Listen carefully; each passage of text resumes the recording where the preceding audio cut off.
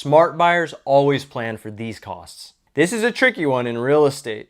If you're buying a home, the last thing you want are hidden costs to creep up on you after you've already closed escrow. So if you want to be ahead of the game and take into consideration some of the most costly surprises that could pop up in your future, then this is the video for you.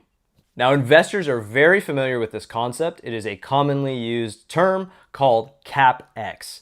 Basically what it stands for is your capital expenditures, which AKA are your big ticket items. Now, these are items that generally last a long time and are very expensive. We're talking your roof, your air conditioning, if you have a furnace, or maybe it's a combination HVAC unit. You got things like your water heater, maybe you have pool equipment, heating equipment, resurfacing of the pool, these types of things that when they need to be replaced after 5, 10, 15, 20 years are gonna cost you a significant chunk of change.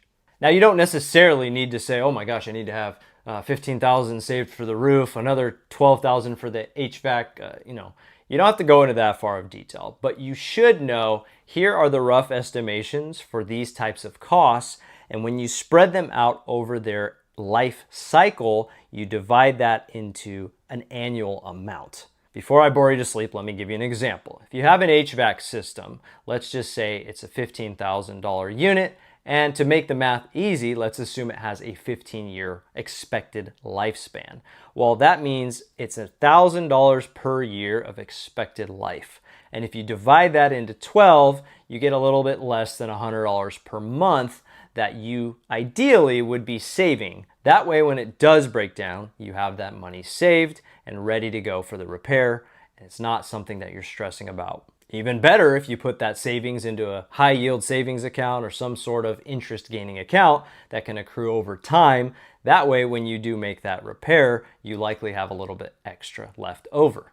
Now, many of these things will outlive its life expectancy, so you may not necessarily have to replace it at the 15-year mark or for a roof 20, 25 years. However, don't be naive and think that none of these things will break, and especially that none of them will break early. So check your warranties and check your homeowner's insurance to make sure you understand what is covered, and make sure at the very least you consider all of these things as future expenses so it's not a surprise if they do come up.